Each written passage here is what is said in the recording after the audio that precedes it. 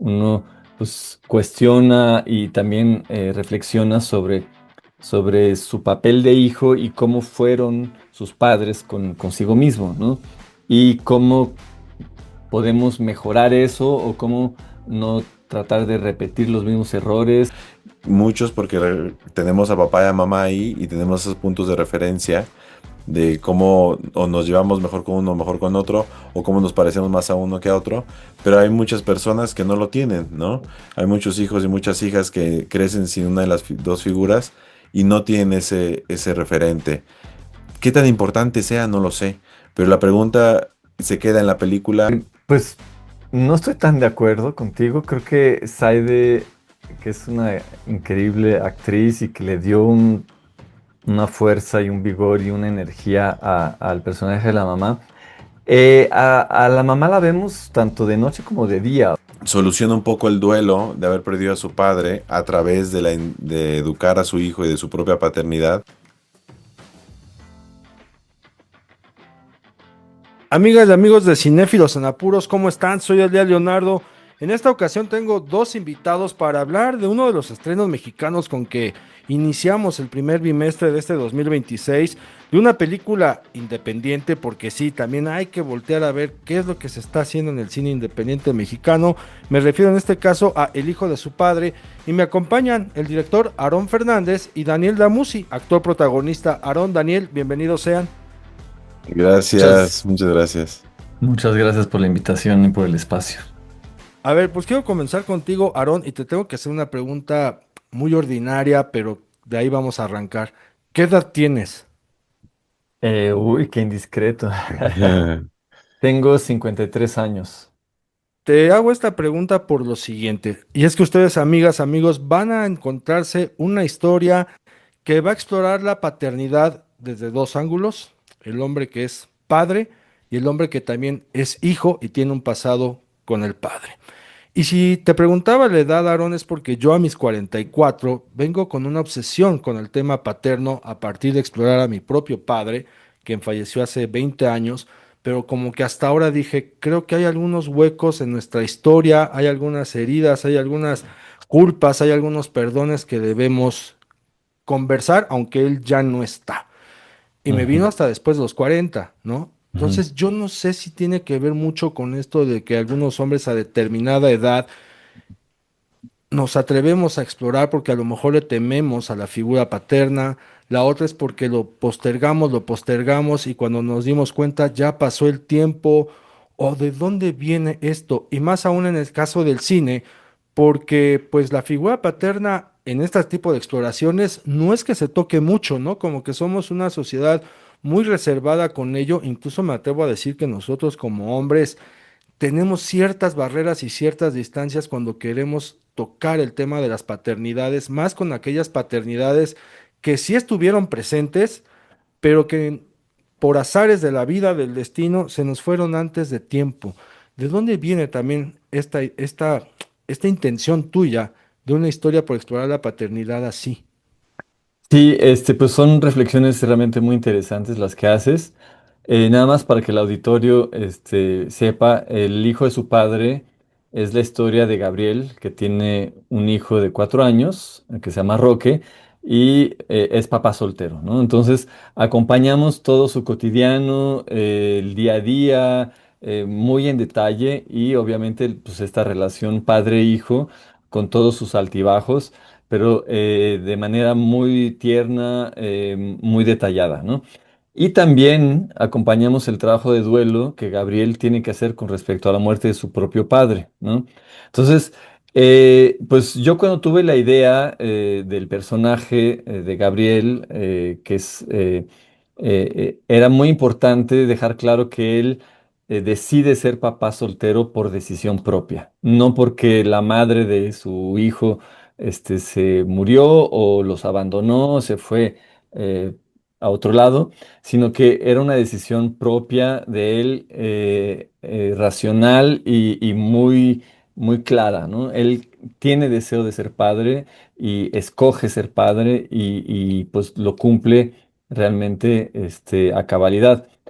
Y esto que decías tú, uno yo soy papá, tengo un hijo de 18 años y obviamente cuando me cayó el 20 de mi paternidad, pues es un momento muy padre porque uno no nada más pues aprende todos esos cuidados y las responsabilidades, sacrificios, pero también em, cosas muy, muy divertidas y bonitas de la paternidad, pero también uno empieza a reflexionar sobre su propio padre, ¿no?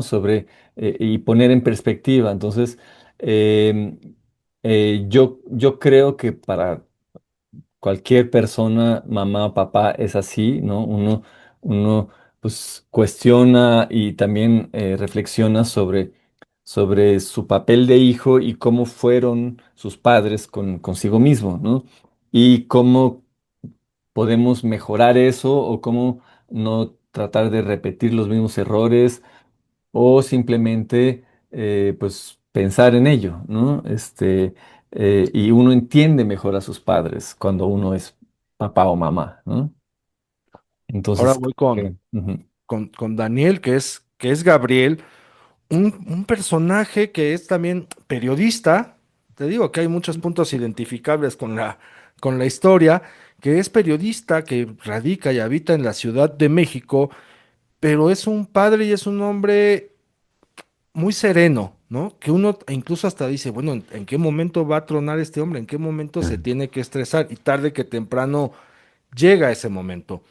¿Cómo es también para ti, Daniel, construir un, un hombre que por un lado es un padre soltero que está lidiando con, pues, con el desarrollo de su hijo que todavía es pequeño y que además el hijo suelta ahí una pregunta de esas que simbran? Por el otro lado, que también empieza a experimentar esta catarsis con relación a su figura paterna, con la venta de una casa, lidiando, por si fuera poco, con un oficio como lo es el periodismo, ¿no? Que es muy complejo en muchas, en todas sus aristas, ¿no? No en muchas, sino en todas sus aristas. Siendo habitante de la Ciudad de México, ¿por qué construir este personaje así cauteloso y sereno con lo que son sus emociones que tarde o temprano sí lo van a desquiciar un poco?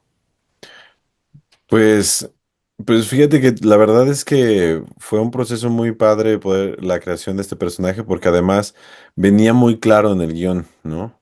Venía muy claro en el guión como los puntos claves del arco dramático de alguna manera del personaje, ¿no? Y, y su punto de quiebre, ¿no? Su desestabilidad, ¿no? A partir de la venta de la casa paterna y materna, que eso lo proyecta hacia adentro, ¿no? Entonces se da cuenta que no ha solucionado de alguna manera, todavía hay cosas que solucionar de su propio duelo, de haber perdido a su padre tan joven, y darse cuenta que la pérdida de la casa significa también para él perder ese abrazo paterno, ¿no? Y de pronto cuestionarse todo, ¿no? Su quehacer en el trabajo, ¿no? Porque al ser periodista, él también busca ser escritor y novelista. Y eso a mí particularmente como Daniel también me identificó mucho porque mi padre es periodista y es novelista. Entonces, había muchas conexiones en las que yo me sentí identificado como Daniel y ya en el mundo de Gabriel, pues sí, no, justamente este eco de cómo convive él con su hijo, con la esperanza también de buscar a su propio padre en la relación con su hijo, ¿no? Entonces, soluciona un poco el duelo de haber perdido a su padre a través de educar a su hijo y de su propia paternidad, pero luego hay un momento, justo cuando se va a vender la casa y entra este conflicto interno casi shakespeariano, ¿no? En el que él empieza a cuestionarse su propia paternidad y dónde queda él parado si pierde la casa, que es como su vínculo con su padre, pero que finalmente se da cuenta que es cuestión de seguir adelante, ¿no? De seguir haciendo lo que ya estaba haciendo. Y eso se ve reflejado en lo cotidiano. Me gusta mucho que en la película lo vemos a él y lo vamos conociendo a través de lo cotidiano, ¿no? A través de esta mirada interna, a través de ir al súper, a través de jugar en el parque con su hijo y a través de enamorarse, a través de la relación con su hermana, que es muy importante en la película porque son estos polos opuestos, ¿no? Que ayudan a reforzar el drama interno de Gabriel, en el sentido en el que él es el papá y él es el papá soltero y él es el que saca adelante a su hijo y es en los pequeños momentos en los que hay una oportunidad de ver hacia adentro. Y creo que eso ayudaba mucho, que no había que hacer grandes escenas, sino las escenas cotidianas ayudaban a reflejar el mundo interno del personaje, que es normalmente donde más vive, ¿no? Y más se habita. Y que hay una secuencia muy simbólica que es cuando vemos que Gabriel va a bordo de un transporte por aplicación, el chofer va Mm, hecho la velocidad, ¿no? Él ya trae Ujú. prisa. Gabriel le dice, oye, compadre, o sea, bájale, ¿no? Yo no traigo esa prisa. Por un lado, estamos comprendiendo este personaje que justo está diciendo, yo no llevo prisa, o sea, yo soy sereno en todo esto. Pero por el otro lado también es como una secuencia muy representativa del timing que le imprime Aaron a la película. ¿Por qué? Porque te digo, hay momentos en los que uno dice, pues a qué hora va a tronar este cuate, ¿no? O sea, ¿en qué momento se va a estresar? Y luego también en qué momento nos va a soltar ciertas informaciones, por ejemplo, la pregunta que hace Roque, que es una pregunta que también nos estamos haciendo nosotros como espectadores, y muy inteligente por parte de Aarón, también de su equipo de edición, de decir, a ver, tú como espectador tranquilo, serénate, porque aquí no hay prisa, todo tarde o temprano va a tener su porqué. Y creo que está muy bien representado con esa secuencia que yo la detecto como simbólica, ¿no? El hecho de este transportista de aplicación que quiere acelerar todo. Gabriel dice, no, yo aquí me bajo, no es necesario acelerar todo, todo a su debido tiempo. ¿Cómo fue también, Aaron, para ti trabajar con ese timing cuando somos un público que por la relación y conexión que tenemos con el cine hollywoodense, últimamente estamos como muy habituados a estar sobreestimulados, ¿no? Ya que queremos ver que las cosas pasen taca, taca, taca, taca, taca, taca, taca, taca, y que se nos brinda información cada 2 o 3 minutos. Y aquí es como, no, a ver, les voy a recordar que también el cine, como lo hacía el pibe Valderrama en el fútbol, el cine Ujú. también es la importancia de la pausa.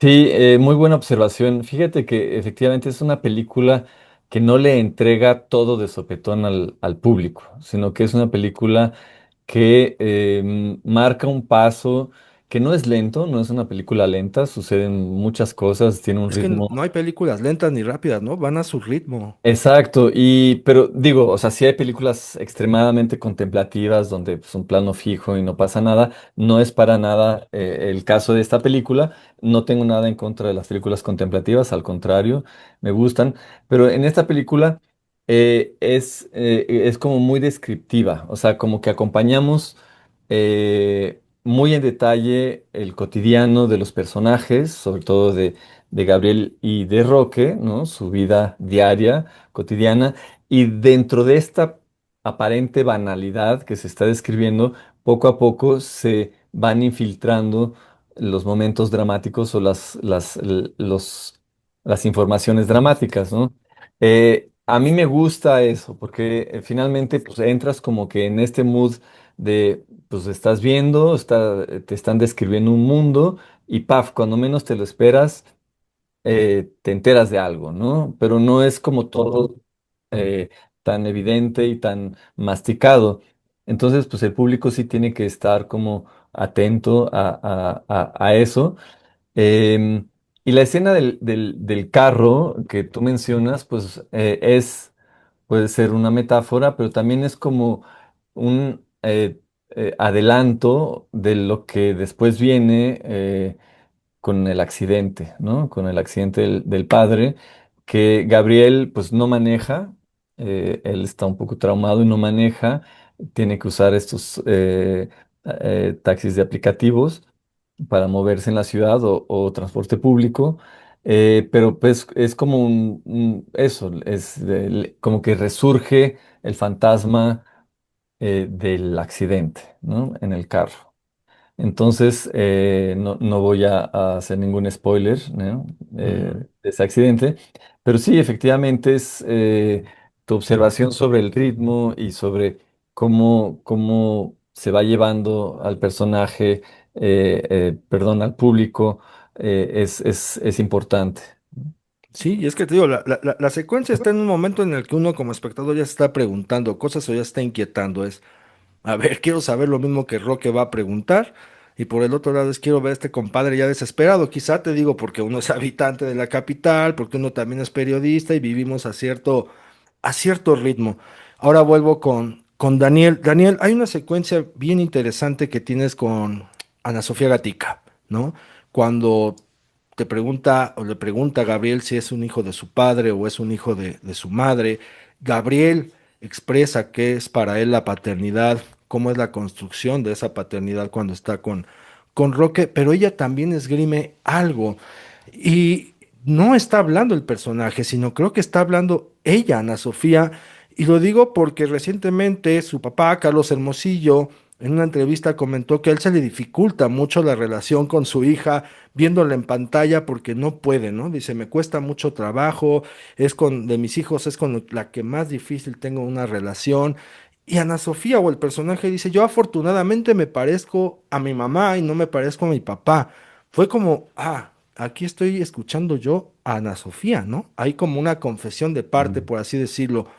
¿Cómo es también para ti como actor trabajar en una secuencia tan enternecedora, tan valiente por parte del espíritu y la voluntad humana cuando experimenta la paternidad y que al mismo tiempo estés con una actriz que a lo mejor tú ni sabes que está haciendo una confesión de parte o que se está sincerando de algo que no vamos a ver tal cual en la película, pero que va a resonar en la realidad cuando uno le presta atención a este tipo de entrevistas que tienen los personajes involucrados?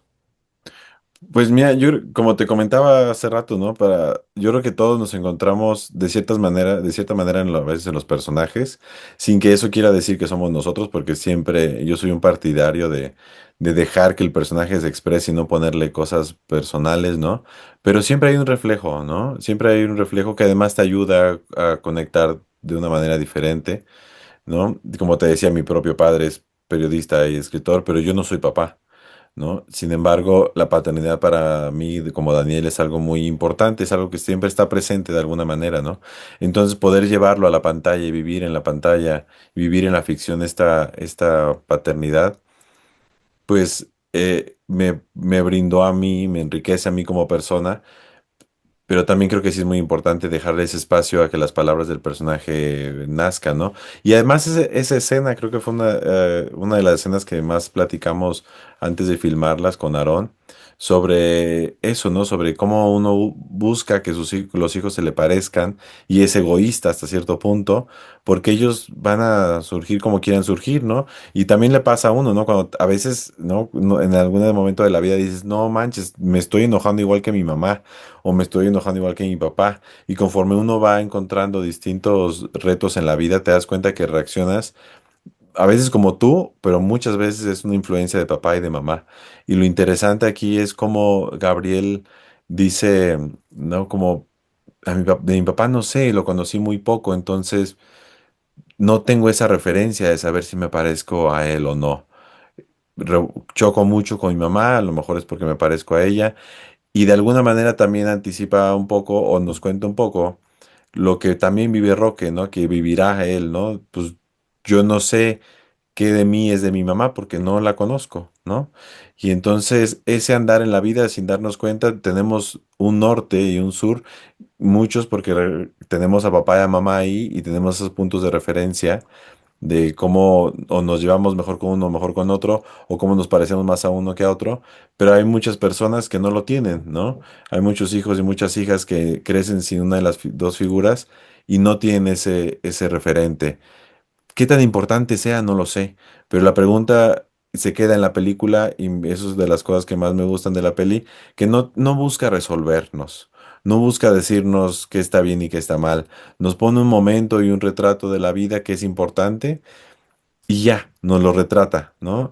Nos resuelve, como bien dices, no estamos influenciados mucho por el cine hollywoodense, que todo lo quiere resolver, todo nos quiere decir qué está bien y qué está mal. Si hay una mamá o un papá ausente, al final de la película vamos a tener una carta mágica que en algún momento llegó y que resuelve internamente al hijo, y no necesariamente, ¿no? Y la vida es así, no nos resuelve un conflicto, nos resuelve un día, pero no necesariamente nos va a resolver la existencia. Y creo que es lo bello de esta película. Y como actores y actrices, se agradece mucho poder trabajar en una película así donde se trata de vivir lo cotidiano y a través de lo cotidiano comunicarlo más trascendente, ¿no? Y que por el contrario, ¿no? Se agradece más cuando las películas nos arrojan interrogantes o nos permiten estarnos preguntando cosas. En este caso, para los varones de mi rodada, que ya somos de 40 hacia arriba, pues todo lo que tiene que ver con la paternidad, ¿no? Si elegiste ser padre, ¿por qué? Si no elegiste ser padre, ¿por qué? ¿Cuál es el vínculo que tienes tú con la figura paterna? ¿Cuál es la relación con la figura materna? Porque ahí voy a regresar a Aarón. Mencionaba Daniel puntos de referencia y voy a entrar con dos, Aarón. Uno de ellos, vamos a ver ahí un libro, una novela al final, entre los elementos que tiene la escena, que es la novela de Karl Ove Knausgaard, que es la de pues, la muerte del padre, ¿no? La muerte de un padre. Y por el otro lado, con la mamá, que tenemos una gran actriz como Saide Silvia Gutiérrez, a quien vemos en una iluminación generalmente oscura, ¿no? Ella está en los interiores, generalmente oscura, es esta imagen ahí como que le quita un poco de luz a Gabriel y también esta oscuridad que está entre lo que es la paternidad de Gabriel con Roque y lo que es el conflicto que tiene Gabriel con su propio padre. Y ahí vemos a esta madre con esta luz baja, esta luz oscura. Ujú. Fue una decisión intencional manejar la luz así con ella y por qué. Pues no estoy tan de acuerdo contigo. Creo que Saide, que es una increíble actriz y que le dio una fuerza y un vigor y una energía al personaje de la mamá. A la mamá la vemos tanto de noche como de día. O sea, obviamente, bueno, hay tal vez dos secuencias muy importantes en las que es de noche, pero yo siento que es un personaje muy luminoso y que está todo el tiempo alegre, y con una energía muy grande. Y como que ella ya está más allá del bien y del mal. O sea, ella ya... em, es una mujer independiente y tomó una decisión que es deshacerse de la casa porque necesita renovarse. Y esa renovación la vemos, la sentimos, ¿no? Y es una renovación que Gabriel necesita también, ¿no? Necesita sacudirse un poco, y entonces como que chocan justamente. Y yo siento que es un personaje muy fuerte, pero una mujer libre, independiente y risueña, ¿no? Entonces, obviamente el conflicto que tienen con Gabriel con respecto a la venta de la casa, pues está ahí, está presente, pero ella, pues finalmente ya tomó su decisión y creo que, pues tal vez la oscuridad que tú le viste se la trae Gabriel, ¿no? Yo creo que es, o tal vez este lado un poco, ¿no? Porque Gabriel finalmente pues tiene este conflicto de que no quiere que se venda la casa y se aferra, ¿no? Entonces, pero, por ejemplo, la relación que tiene Esther, que es el personaje de Saide, con su nieto es increíble. O sea, ella se lleva muy bien, juegan juntos, siempre, o sea, se vuelve como una niña pequeña. Entonces, creo que eso.